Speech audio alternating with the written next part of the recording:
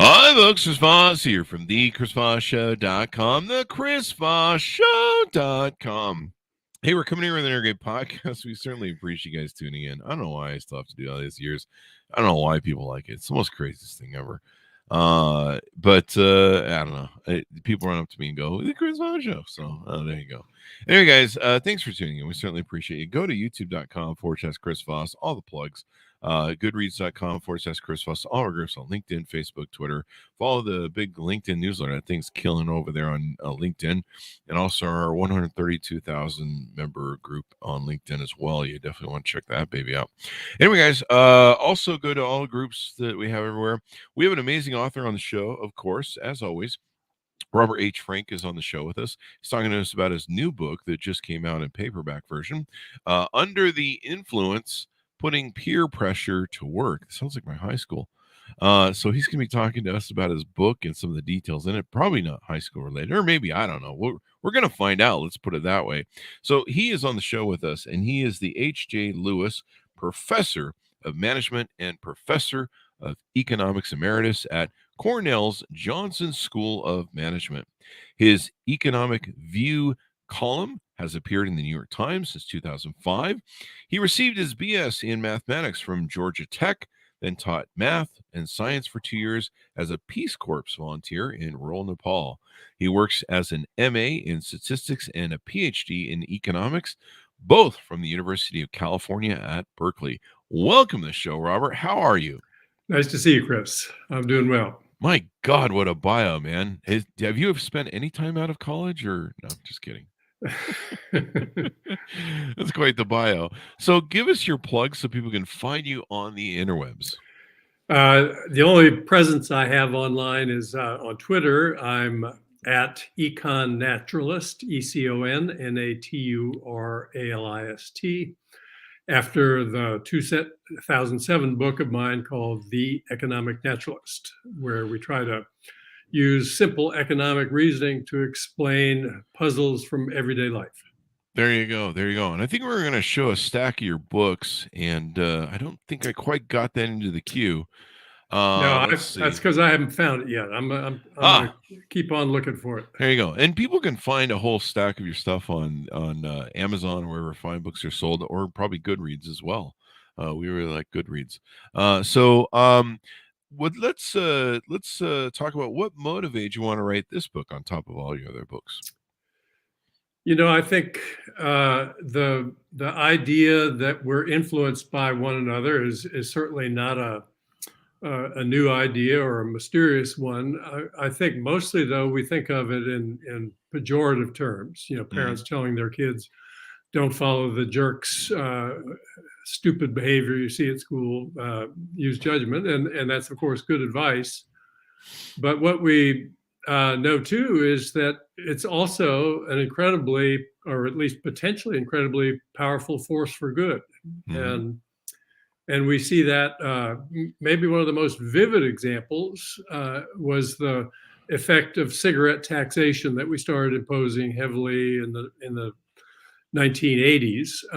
You know, cigarettes are one of the most addictive habits that's known to man. If the tax makes them more expensive, most people just go right on smoking. And so it was expected that the tax wouldn't have an effect. And initially, it didn't have much of an effect, but there are always a few at the margin who are influenced by it. So maybe some didn't start who would have. Others who were about to quit maybe quit a little bit quicker than they might have.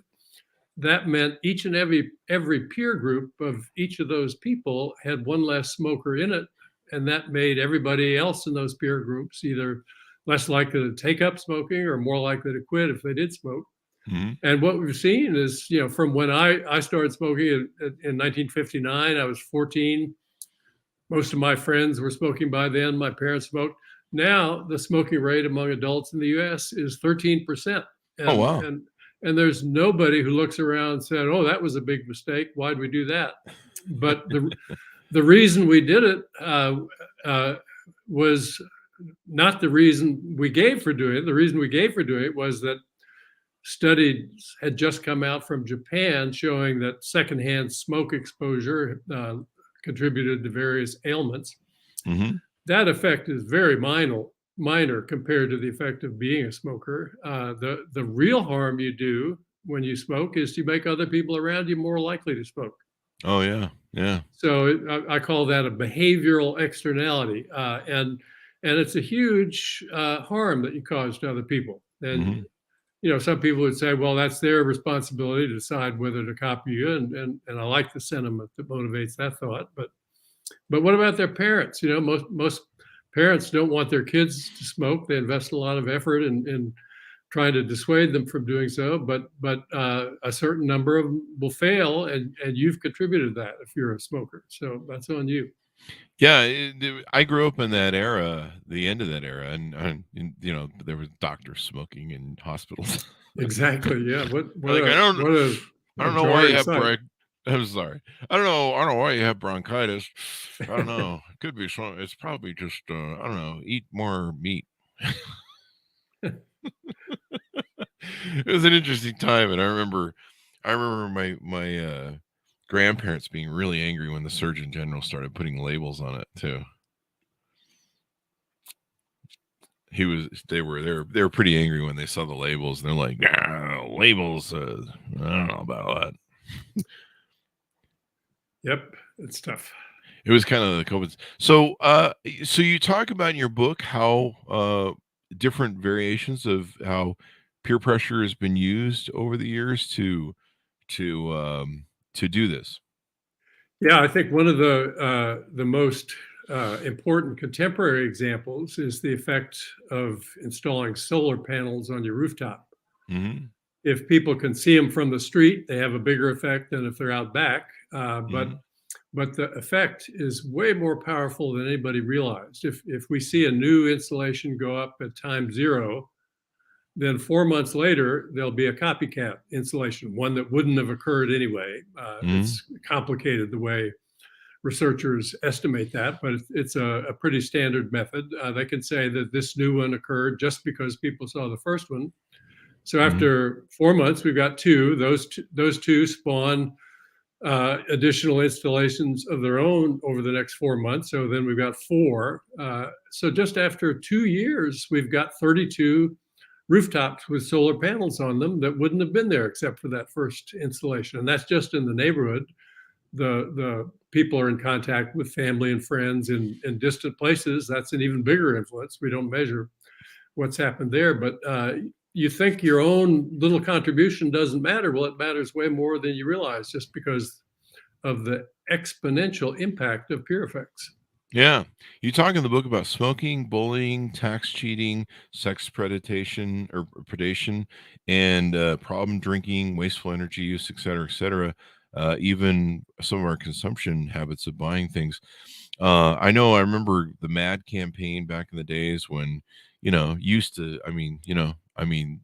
you held the beer in one hand and drove with the other, back in those days in the 70s. And, that the whole campaign to like, hey, this isn't like cool anymore to kill people and drive drunk. Yep. And the Dare campaign, which I think backfired and turned into a dare to smoke this. It smells great. I guess that one backfired. But yeah, there's been a lot of campaigns over the years. What are some of the other aspects that you found in your book and patterns of human psychology? The one I think that surprises most people, and it was one of the influential early papers in this area, showed pretty convincingly that obesity is highly contagious. And the one really nice natural experiment that I think captured the idea nicely was that when the military would post a service person to a new location and the family moved there, if the obesity rate was 1% higher in the new place than where they'd been, family members were 5% more likely to become obese during their new post stay. And nobody had any idea that it was that heavily contagious. What you do depends on what people around you do, really, to a much greater extent than we imagine. We're very social creatures, so I imagine we go eat together, we barbecue together. I know there's some places like somewhere in like the Northeast somewhere, where there's like a whole row of like restaurants that serve gravy, and I guess gravy goes on everything there. Like they even put gravy on gravy. And and so, I could imagine if I lived in one of those zones, that would become a problem for me. And I already have problems. Yeah, yeah. The diet is one of the things that's most socially contagious. People talk about, oh, we really ought to be eating less meat, but people eat what they eat. They grew up in a family that put meat on the table every day. Your friends and neighbors eat meat. You feel embarrassed if you don't serve meat when they come. Yeah. But if there were even the slightest push in a different direction, lots of economists have recommended a carbon tax that would make meat-based products more expensive.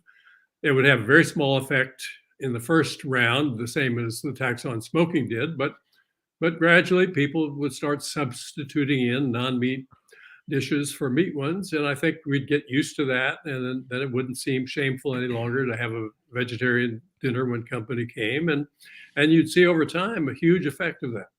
And as far as we're told, it would be better for us individually if we all ate a little bit less meat. So that wouldn't be a bad thing to have happen. Definitely. It's interesting to me. When I go to the gym, I've been going now for about 5.5 months. So I'm not fully skinny yet, but I'm working on it. And there's one of the shows, I think it's TLC or something, and they have these shows. I think it's 1,000-Pound Sisters or something, and they have a few shows of people that are fighting, losing weight. And it's always been interesting to me. Sometimes when you see families, maybe at the store or on that show, everybody in the family is overweight. And sometimes they like to go, well, it's genetics. And then you see how they consume food, and you're like, no, you've kind of have a learned pattern of eating way too much and really unhealthy foods from your parents usually. And your whole family just does that pattern, and you need to stop. Well, we do know that a tendency to gain weight is at least partially heritable, but what's clear is that there's been no significant genetic change in the population over the last 30 years, and yet the population's gained an enormous amount of weight during that time. So it's mainly the stuff we're eating. Yeah, absolutely. Could be that fast food. I don't know. And the soft drinks. The advent of that, the quick and easy food, and I know I was really bad. I mean, that's half the reason I put on most of my weight was soft drinks and fast food and living fast and hard, and not really spending time cooking and properly preparing. But some of that comes from the way you're raised, some of that comes from patterns of sociability. What about I don't know if you cover this in your book, but what about times where peer pressure is both good and bad? Because like right now in our COVID world, we're seeing peer pressure is good in influencing people. Hey, wear masks, everyone, think about other people. And then we're also seeing peer pressure from the anti-vaxxers and people from that angle. And there's like a fight going on. Yeah, both of those are testament to the pure power of peer pressure. We're divided up more now than at any time in my memory into tribes, and what you think is the thing to do depends very heavily on what the people in your in your tribe think is the thing to do. And yeah, I think I feel bad for the people who've come away from listening to people in their tribe and believing that vaccines could kill them or maim them or cause them to become infertile. I mean, I think those people are essentially blameless for being influenced by people in their tribe. That's what happens to people. You hear people in your tribe say something, and you take it to heart. Who I do hold accountable is the people who are saying those things consciously, who just know they're not true. I mean, the people at Fox News all know that the virus can kill you. They have strict rules requiring everybody to be vaccinated, and yet they go on TV every night saying, "Don't get vaccinated; it'll kill you." Yeah. Well, if you can wreck an economy, then you can regain power. Evidently, that's the whole plan. And it's sad that there's social media. I don't know if you talk about this in your book, how much social media has really driven some of this craziness of peer pressure on both sides. I mean, I've been with my group, the SMART group, pressuring people to, hey man, we all have to come together and let's kumbaya. And, this isn't a selfish thing about you. You can, you can kill other people. I mean, if this thing were traceable, there would be manslaughter charges, like me Yeah. running someone over because I'm reading a text on my phone. But sadly, it's not. And that's the one inherent problem people have, is they don't realize that this isn't about you. You can murder people, you can kill people, and I guess a lot of these people don't think it. And there's the people who are the Darwinists, who like testing the Darwinism rule of But there's one thing I would say. I think people are responsible. If you're someone from the Dunning-Kruger crowd, or you're just dumb, it's your responsibility to read, to get educated, to learn about science. You have a personal responsibility in this world, not just to yourself or the fact that maybe you're a parent. Like seeing some of these parents die that didn't want to take the vaccine. There's been a couple of slate recently. There was an officer who was forced to retire, I think, from the New York Police Department. 5 kids. He wouldn't take the vaccine, dies like a month or two later of COVID, and that's very real. And you think about it, you're a father of 5 children that you could do. I mean, this thing's a gamble, but it's your job to sit. And I've read like everything I possibly can about it, educated myself, ask questions, watch videos from the CDC. I mean, I consume data, but I guess lazy people are going to be lazy people, and that's why Darwinism is a thing. Yeah, that's a harsh view, though, I think, Chris, because the world's incredibly complicated. There's no way any one person knows nearly enough to navigate it successfully. If you didn't pay attention to what others around you were saying and doing, you'd be hopelessly unable to forge your way ahead. So you got to do that. Of course, it's better if you listen to smart people than dumb people. But as you say, Dunning-Kruger, if you're dumb, you probably don't realize you're dumb, and then you're going to listen to dumb people. It's the people who are telling that cop that he shouldn't get vaccinated, who know perfectly well that he ought to get vaccinated, that you really want to hold your deepest contempt and reserve for. That's the people who I think really deserve it. Yeah, it's really interesting to me. There really should be more liability, and I don't know. Maybe after all this, the liability attorneys will finally kick in and try and go after people. You talk about climate change, I think, and greenhouse gases in the book, and everything that's coming at us these days. Yeah, and I think one of the things that surprised me most when I was giving talks when the hardback edition of the book first came out was the idea that individual action on climate might actually make a difference. I'm an economist. Economists have historically argued that individual action is a waste of time. If I buy a Prius, it won't make any difference unless everybody else does. And if they all do, then we'll get the effect whether I do or not. Each individual's contribution is such a small part of the total that it's essentially makes no difference. We need collective action like investment in green energy and a whole new grid for charging electric cars, things of that sort that will really solve the problem. Investment in carbon capture and sequestration, all those things are collective actions. But individual action matters too, and it matters in 2 ways. I mentioned one of them. When I put solar panels on my rooftop, that influences others to do it.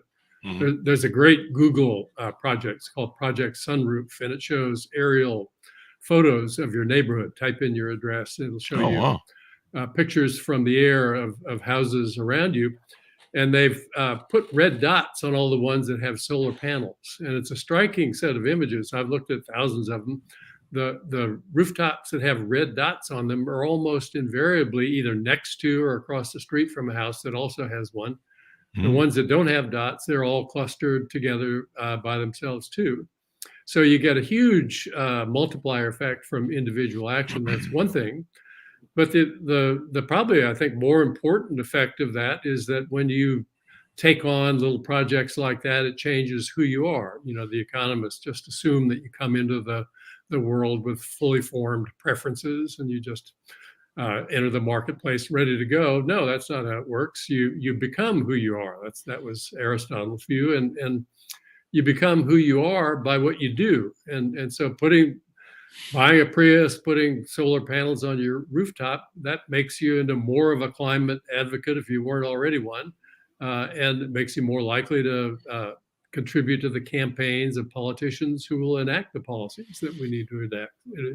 It really does make a difference. Yeah, and I suppose education too, because those people are talking to each other.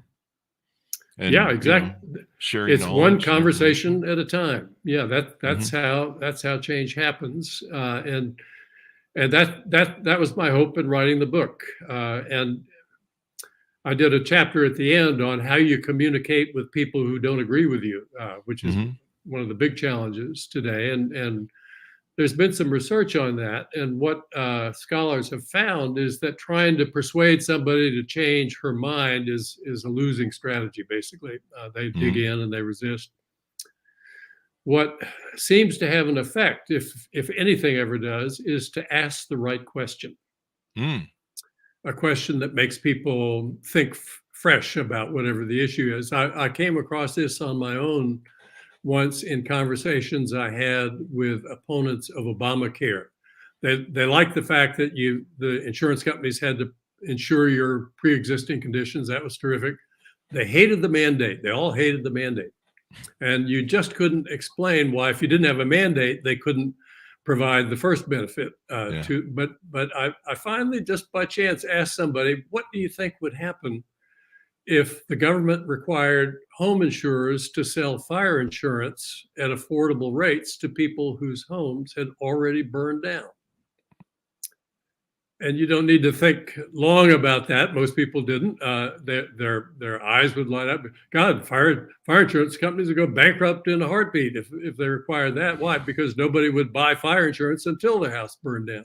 Yeah, that's true. Well, this guy with a pre-existing condition, that's the guy whose house is already burned down. The insurance company can't sell him insurance at affordable rates and stay in business unless it gets everybody else in the pool.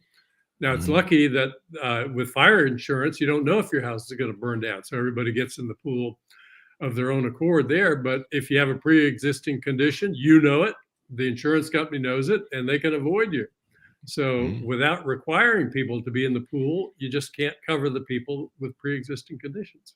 Yeah, I had a friend, decade before, um, the Obamacare came out, well, actually, he was a business partner, and he, had so many different heart problems, a lot of it was, a lot of it was inherited, and stuff with heart disease in his family, but he had so many, emergency rooms and visits to the hospital. He had trouble getting insurance because of, pre-existing Yeah, conditions, exactly. and it was a nightmare for him, until I imagine I wasn't friends with him when Obamacare kicked in, but yeah, it was, really tough. So, yeah, it's interesting how, I've been a student of social media since I've been on it since the beginning, and kind of mastered it, and consulted with a lot of people on it. It's interesting how it's been used to do a lot of good, and then of course been sometimes in elements of misinformation to do bad.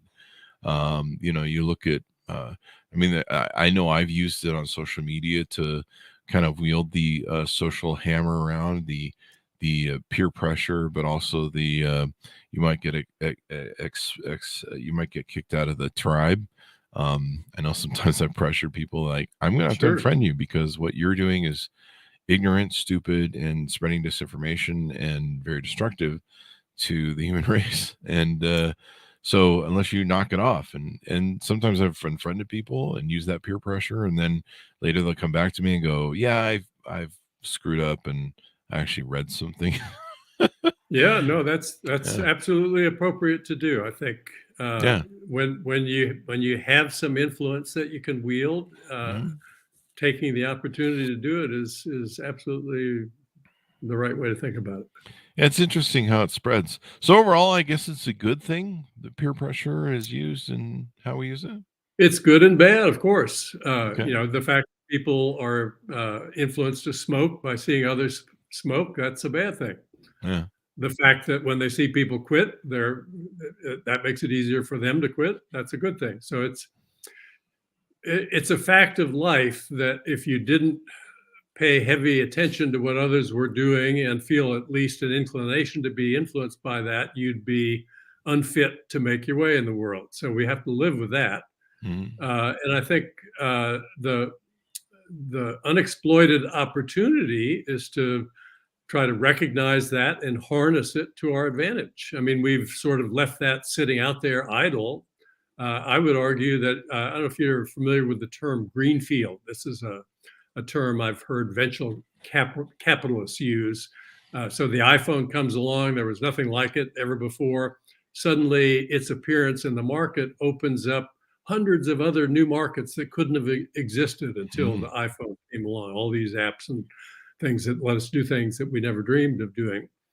You know, once we see that peer pressure can be harnessed for good, it's a green field in the public policy domain. There are all sorts of things we can do to harness that force to our advantage. We can help clean the climate up. We can help alter the diets that we eat. We can help alter the amount of exercise we get. There's all without any kind of overt coercion of anybody. And I know we're social creatures, we're tribal, and sometimes when you see like trends and stuff, which are kind of might be a Yeah. form of peer pressure, we're like, hey, everyone's starting to do this. Maybe I should do this. Hey, everyone's starting to eat organic foods. Maybe I Yeah, should it start wouldn't eating be organic. trending unless a lot of people had decided to focus on it. And if they focused on it, maybe I ought to focus on it too. You know, that's totally rational as a chain of reasoning. Yeah, I mean, I know that when the MAD campaigns rolled, I mean, you're like, hey, I should definitely contribute more to the tribe society, and maybe not drink and drive, and be socially responsible, and you start being more. You know, what's interesting to me is are the people is everyone pretty much tuned into the tribe and these sort of peer pressure trends, or are there some people who really are like, I'm not doing what the group's doing, I'm going the other way? Oh, sure. I think there are variations in every personality trait. So some Mhm, people are just by nature followers, others are much more independent minded. But mhm. I think everybody is a follower to at least a certain extent. Some people may be more selective about whom they follow than others. Mm. But if you didn't follow, look, there's an example I talk about in the book that makes everybody think, what kind of idiot would do that? But if you think about it, are you old enough to remember the old Alan Funt candid camera episodes? Yeah, He yeah. was a psychologist who would put people in these odd situations and Mhm. film them. That was a great So, show. so he has a film from the 70s where he puts an ad in a paper describing this terrific job, high pay, no requirements. You don't have to have had any experience or previous jobs related to it. So of course, lots of people wanted to interview for it. He would schedule interviews. So the film shows a guy arriving for his interview. He's ushered into a waiting room. There are four other guys sitting in there waiting. He's told to sit down and wait for what comes next. So he does, and the camera shows them all sitting there impassively. Then it goes to other scenes, and the movie progresses. Keeps coming back. They're still sitting there. Nothing's happening. Finally, they come back one last time and zero in on the candidate's face.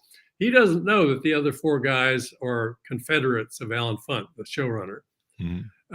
He looks suddenly alarmed in close up. Then the camera pans back, and we see why he's alarmed. It's that the other four have at no signal stood up and are taking off their clothing.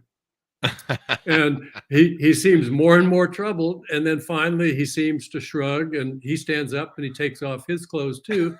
And the scene ends. They're all five of them standing there naked, waiting for what comes next. So you say That's I wouldn't have done that, no way. But I don't need a job. Maybe he needed a job badly. The other guys got there first. If anybody knew what was going on, they did. He didn't. yeah, So how would you say he was a fool to follow their example? I mean, maybe he yeah, was, maybe he wasn't. yeah. 5 people taking off their clothes. That sounds like Fridays at my house. I'm just kidding. That's Thursdays. Uh, so I like how I caught that one at the end. What's that experiment they did in the 60s where they replicated Nazism, and they faked, I think it was done in New York. They faked a person who was getting shock treatment by the pushing of a button or a dial. Yeah, And that was the Stanley Milgram experiments. Yeah. They were done at Yale. Mhm. So Yale undergraduates, presumably kids from good families, not nasty people by temperament. The experimenter instructed them to push a button that would give a shock to the subject in the adjacent room. You could see him through a glass if he got a question wrong on a quiz. And they kept giving shock after shock. The shocks got more intense with each additional one. And the subject in the next room was writhing in agony after a few of these. And yet the kids kept on giving the shocks. You watch the footage of this, you said, no way would I have done that. But most of the kids did do that. So maybe you need to wonder what you would have done in a situation like that. Here's this authority figure. Mhm. The people weren't really getting shocks, but they've been trained to simulate how a person would react to an extreme shock like that, and look real. People still gave the shocks. Yeah. And you see that in some of the atrocities have happened in this world. I'm sure the Nazis, in the escalating stuff that they did, some of the different patterns that we've had, when Mao took over China and the attacks on professors and schools, the escalating peer pressure to A do pure this thing. example of peer pressure. Yeah. Mhm. Yeah. Yeah. And so, yeah, it can go both good, bad, and ugly. And so hopefully we always learn from that and use it for good. What else have we touched on in your book that we want to tease out? Oh goodness. There's a chapter on the sexual revolution, which I think is of interest generally. That's always an interest to me. Yeah, why did it suddenly become acceptable to have premarital sex in the late 60s? And I think the popular explanation is that that's when oral contraception became available. Suddenly, women had an ability to control their own fertility, and that had been the. But there had been effective birth control long before that, and there's a reasonable case to be made that it was primarily the fear of being thought to be an unacceptable person that was the major inhibitor of premarital sex, and that was an impression that was easy to maintain as long as few people did it. But what also changed in the mid 60s was that there was a huge imbalance in the dating pool then. And that traced back to the fall in births just before the end of World War II. There were very few births then. Right after World War II, there were a huge number of births. So when men and women were trying to pair off in 1967, the normal pattern would be 22-year-old men pairing with 20-year-old women. Typically, women pair with men who are a couple of years older than themselves. In that cohort in 1967, men were in short supply as a result of the plummeting birth rates in 45. Women were in abundant supply. And so in that environment, the negotiation between the sexes tilted very heavily in favor of what men wanted and away from what women wanted. Men wanted premarital sex, women wanted to withhold that. The bargain shifted against women in that period. Once it shifted and enough people started having premarital sex, which was, of course, reinforced by the availability of the pill, to be sure, then it was no longer possible to say you weren't a nice person if you were having premarital sex. And that was, in fact, the major inhibition against it. Yeah, I know. Out of that came the rise of feminism, and now we see. In fact, I just came across a term the other day called pro-sex feminism. I didn't know that was a thing, but that's like basically says, hey, run around and be like guys. And genetically, there were reasons why we didn't do that in the prior eons of history. Yeah, it's an interesting issue. I quote a couple of feminists in that chapter who have differing views on this. Some argue that the hookup culture is a great thing for women. Others say, no, this cuts against who we are and and surveys that we've done show that we're very unhappy about it. So it's not a settled issue. Yeah, and overriding biology that's been the state of man. I'm a single guy. I've been engaged twice. I just couldn't afford the divorces, so I never got married. And I'm not rich, but that night I never got tired of being happy.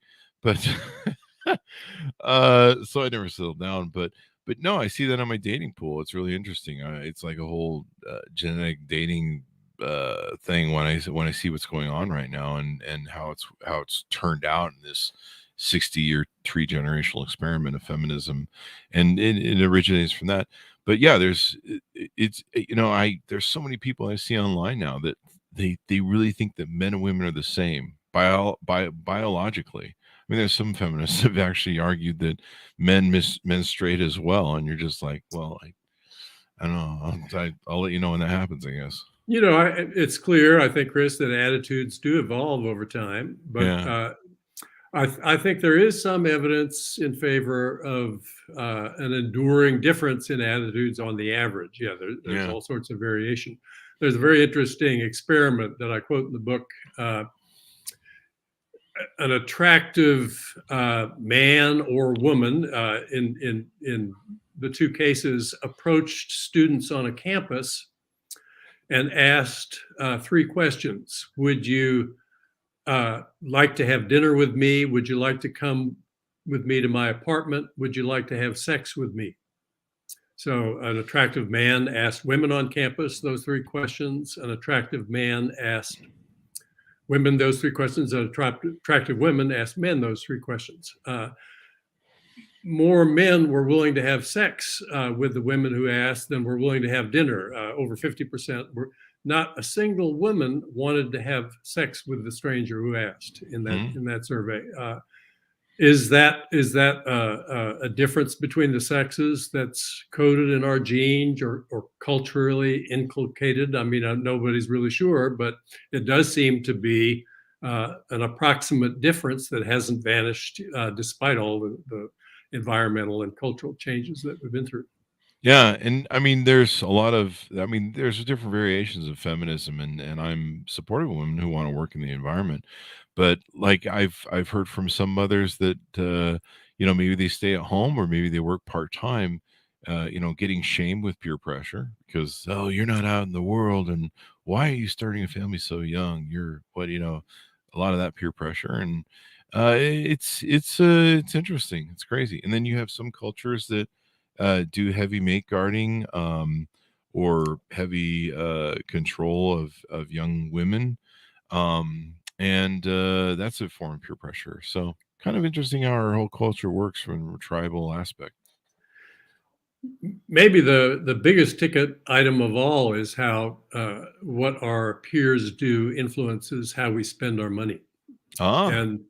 And what the biggest change in the economy has been ever since I've been an economist working on economic issues occurred in about 1970. People debate when exactly it happened, but before then, incomes grew at about the same rate up and down the income ladder. Maybe even the people at the bottom saw their incomes grow a little more rapidly. But ever since 1970, virtually all the income gains have gone to people at the top.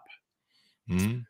The people in the middle have had virtually no significant gains. The people at the bottom have even lost ground in hourly wage terms. And what's happened is that people at the top are naturally buying bigger. Everybody does that when they get more money. So they're building bigger mansions, buying bigger cars. There's no evidence at all that the people in the middle are offended by that. They seem to like pictures of the rich and famous. They think they'll be rich someday too.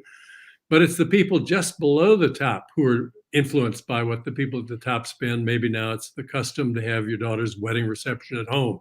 Mm-hmm. So the guests leave that party thinking, oh, we need a ballroom that holds 200. They build bigger. Their guests leave a dinner party and say, we need a bigger house. We need a dining room that'll seat 18, not just 12. So they build bigger. And it cascades all the way down the income ladder. Mm-hmm. The median new house is about 50% larger than it was in 1970, despite the fact that the median earner in hourly terms doesn't earn any more than them. And wow. it's, why are we spending more? You spend more because people like you are spending more. Why are they spending more? Because the people above them are spending more. Why are they spending? Ultimately, it stops at the very top because the people at the top have so much more money. Wow. Yeah, we see that with what is it? On Instagram. Girls will go on Instagram and they see, hey, so and so buys, Louis Vuitton or whatever, Louis Vuitton, whatever the latest thing is. And when they do that, they'll, people go, oh, I should buy that too. And yeah, it definitely affects spending habits. Cass Sunstein, a researcher I greatly admire, has a study about the effect of being on Facebook. The study paid people to get off Facebook for 30 days. And at the end of 30 days, they were significantly happier by conventional measures of well-being. And part of the explanation seemed to be that the portrait of others that people see online is not really an unbiased portrait. It's the highlights of their experience, the good things that happened in their life. They don't see all the things that brought people down during the week. And so everybody leaves with the impression, well, wow, I'm doing miserably compared to everybody else. And that makes them unhappy. Yeah, it's kind of funny. They're like, so much.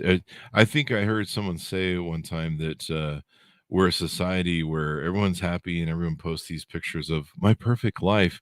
And when, archaeologists dig us up and they're like, hey, they're like, wow, this was a society. They were happy like all the time. And we really weren't. So there's that. It's kind of interesting. Let's anything more we want to touch on in your book before we go out? I did succeed finally in sending you a picture of my stack of books. I found it in the clutter and emailed it to you. I don't know if there's any convenient way. You said I should plug my stuff. That's my attempt to do that. Let me try and share the screen. I've been trying to convert it to a PDF, which I guess is what StreamYard wants. But I think there might be another way to accomplish that. Give us your plugs as I'm putting that together. .com so people can look you up on the interwebs. Sure. Yeah, on Twitter, which is the only place you can find me in social media. I'm at Econ, ECON, Naturalist, NATURALIST. Okay, and let me share. I think if I share a screen here, this will take and do it. Actually, that's the wrong screen. Let's see if that will flip to this. And will that give the screen that I want? Let's go ahead and hit share for fun and see what happens. Let's see. Not sure if that's gonna. There's the screen there. Let's see if we can flip to the books here. Does that show up on the screen there? I'm seeing the same thing I've been seeing the whole hour. You and me. StreamYard is sharing your screen, it says. So I'm not sure what we're doing there, but people can go find it on the interwebs and everything else. I'm not really sure how we can get that right. Not to worry. It's not a big deal. No problem. They asked for a PDF, and I've been trying to convert it to PDF, and I don't know, I can't get this done on the fly. But thank you very much for coming on the show. We certainly appreciate it. What a pleasure, Chris. Thank you for inviting me. I enjoyed talking with you. There you go. Thanks so much for tuning in. Be sure to go check out the book, Under the Influence, Putting Peer Pressure to Work by Robert H. Frank. You can get that wherever fine books are sold. Also go to goodreads.com/Chris Voss. Hit the bell notification button. Also go to youtube.com/Chris Voss. All our groups on Facebook, LinkedIn, Twitter, all those different places. Thank you for tuning in. Be good to each other. Stay safe. And we'll see you next time. You like that peer pressure there at the end?